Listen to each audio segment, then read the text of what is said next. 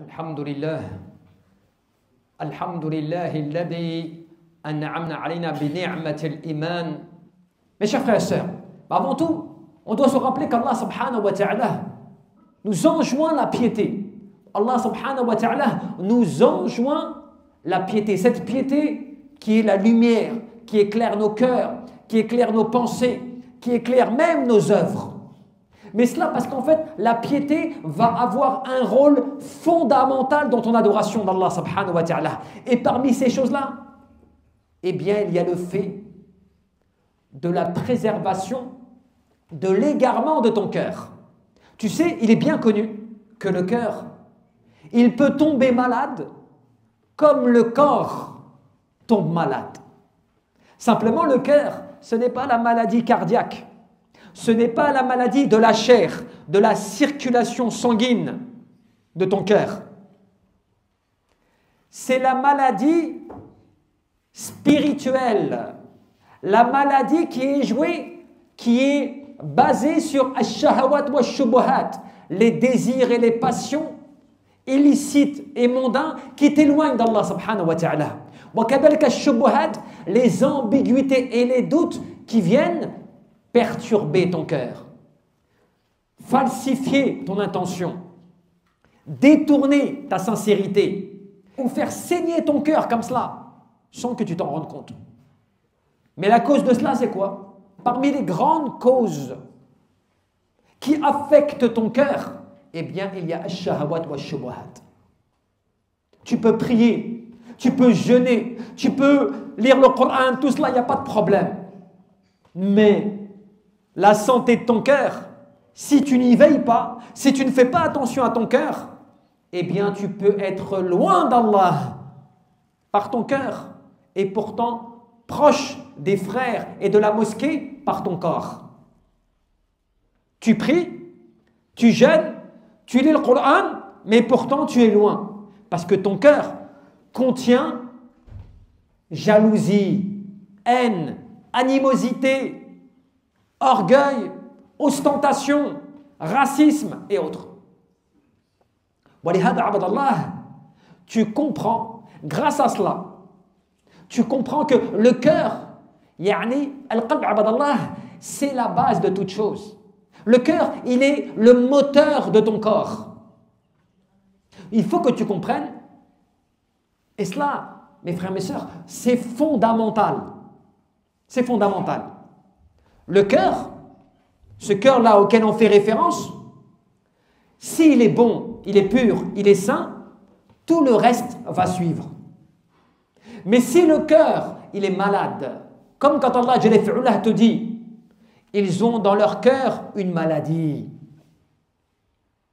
Ils ont dans leur cœur une maladie, mais ce n'est pas la maladie cardiaque, ce n'est pas la maladie vasculaire ou autre qui est liée comme cela aux organes de ton cœur. C'est une maladie spirituelle, une maladie que tu ne vois pas à l'œil nu, qui est la maladie spirituelle, qui est liée aux ambiguïtés, aux doutes dans ta religion, qui est liée aux désirs et aux passions de ce bas monde, qui t'amène loin d'Allah subhanahu wa ta'ala. Les péchés auxquels tu t'adonnes, la désobéissance à laquelle tu t'adonnes, et qui viennent perturber ton cœur, détruire ton cœur, voire même cela peut te pousser même à l'état d'un cœur mort. Le prophète te rappelle, lorsqu'il y a dans le corps, un morceau de chair. Il y a dans le corps un morceau de chair. Lorsque celui-ci est sain et pur, c'est l'ensemble du corps qui est pur. Mais lorsque ce morceau de chair est impur, perverti, c'est l'ensemble du corps qui est perverti. Et ensuite, qu'est-ce qu'il te dit? C'est le cœur. C'est le cœur. C'est pour cela que, subhanallah, beaucoup de pieux te rappelaient le fait de te préoccuper et de donner beaucoup d'importance à la purification de ton cœur. C'est bien meilleur que le fait de multiplier des prières et des jeûnes avec un cœur carbonisé, un cœur détruit et envahi par les passions et les péchés. Bien sûr, Si tu fais beaucoup d'actions, beaucoup de bonnes œuvres, c'est une bonne chose. Mais ce qui est important, c'est de regarder l'état de ton cœur. Œuvre avec Allah subhanahu wa ta'ala, mais regarde ton cœur comme un miroir. Qu'y a-t-il dans mon cœur? La haine, la jalousie, l'animosité, le mensonge, la tromperie, la lâcheté, l'hypocrisie. Tout cela, il faut l'analyser. Y a-t-il des contenants comme cela dans le bocal de mon cœur qui sont mauvais? Et le remède, il est entre nos mains. Le remède, il est là. Comment puis-je purifier mon cœur? Comment puis-je améliorer la santé de mon cœur? Je dois suivre la parole d'Allah. Je dois m'attacher à la tradition prophétique, authentique. Je me dois de faire des efforts dans l'adoration d'Allah. Je me dois de délaisser les péchés et les turpitudes et les interdits apparents comme cachés. Apparents comme cachés. Parce que tu peux délaisser les péchés apparents, mais tu ne les délaisses pas en cachette. Et cela, c'est encore pire, parce que tu sais que Ibn Rajab, il te disait, parmi les causes, d'accord, d'une mauvaise fin, c'est celui qui volontairement cache des péchés qu'il fait volontairement, et devant les gens, il montre le contraire. Cela, ça fait partie des causes de la maladie du cœur. Pourquoi la maladie du cœur? Tu fais attention au regard des gens, mais tu ne veilles pas au regard d'Allah sur toi. C'est une cause de maladie du cœur. Puisque al-ihsan, l'adoration parfaite, c'est quoi? An ta'bud Allah ka'annaka tarah, fa in lam takun tarah, fa innahu yarak. Que tu adores Allah comme si tu le voyais. Car si tu ne le vois pas, lui certes, il te voit. Pourquoi est-ce que Allah, Jalla fi'ula, fi kitabih, dans le Coran, il te mentionne les versets. Les versets, tu sais, qui prêtent à interprétation. Les versets qui prêtent à interprétation, où il te dit que, voilà, ceux qui ont dans leur cœur une maladie, un penchant à l'égarement, ils s'arrêtent sur cela. Mais ils croient sans ambiguïté, qui donc? Ar-rasikhuna fil ilm, ceux qui sont ancrés dans la connaissance. Mais juste après cela, qu'est-ce qu'il te dit? Qu'est-ce qu'il nous apprend, notre Seigneur, à dire? Rabbana la tuzigh qulubana ba'da idh hadaytana wa hab lana min ladunka rahmah innaka antal wahhab. Il nous apprend cela. De dire, ô Seigneur, n'égare pas nos cœurs après nous avoir mis sur le droit chemin. N'égare pas nos cœurs après nous avoir mis sur le droit chemin. Wallahu a'lam, barakallahu li wa lakum fil. Et donc mes frères et mes sœurs, fondamental, la purification du cœur, veille à cela. Regarde un petit peu les ouvrages. Les savants, passés comme contemporains, ont combien écrit dans ce sujet? Des chapitres et des volumes. Pourquoi cela? Parce que le cœur, il est l'âme de tes œuvres. Parce que le cœur, c'est ce qui fait que Allah subhanahu wa ta'ala te guide ou pas. C'est vrai ou pas? La personne qui vient à la mosquée et qui n'a pas envie de prier, et qui vient à la mosquée, qui fait un semblant de prière, qui fait un semblant de lecture du Coran, est-ce que cela est accepté de sa part? Batal, ce n'est pas accepté, c'est rejeté. Pourquoi? Parce que son cœur n'y est pas. Parce que l'intention n'y est pas. C'est la base, c'est le moteur. Ton véhicule sans moteur est un véhicule inutile. Carrosserie qui est belle, mais intérieur qui est vain. Ton corps, il est la carrosserie de tes actions, de tes œuvres, de ta vie. Ton moteur, c'est ton cœur. Veille à cela comme un miroir. Regarde ses défauts. Analyse. C'est la voie du bonheur et de la réussite. Dans ce bas monde et dans l'au-delà. Et en plus de cela, ton cœur et sa purification est la clé de ton entrée au paradis. Quelle est la preuve?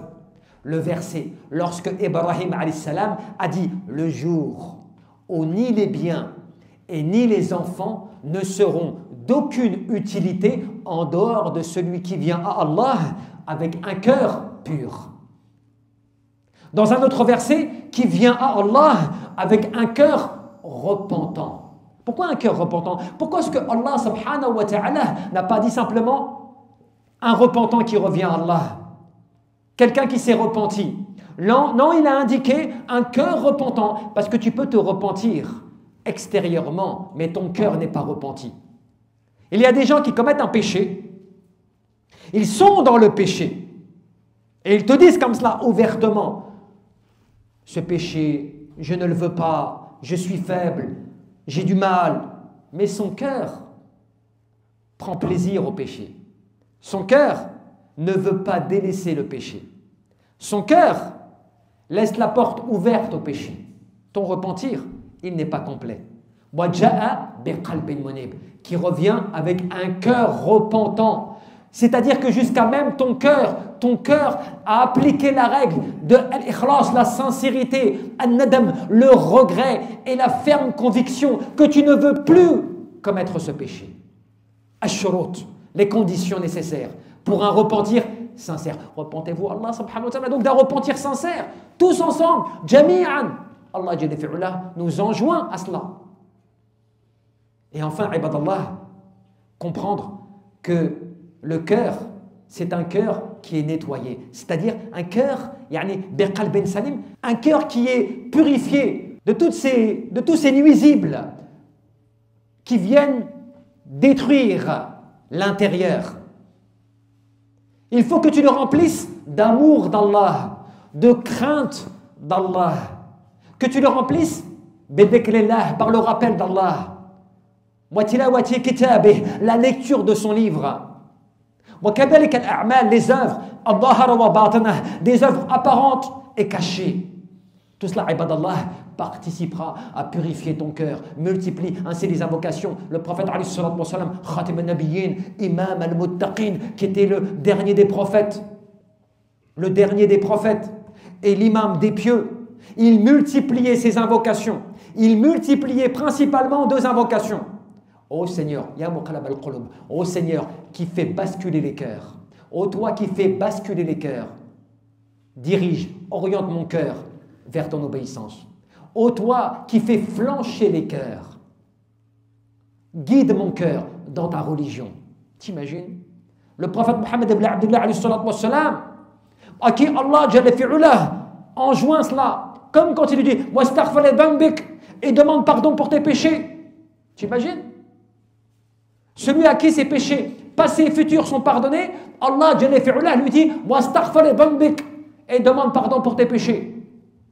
Parce qu'il n'a pas commis à proprement parler des péchés. C'est pour dire que nous sommes tous enjoints à commettre des péchés, à avoir des problèmes dans nos cœurs, à avoir des amours débordants,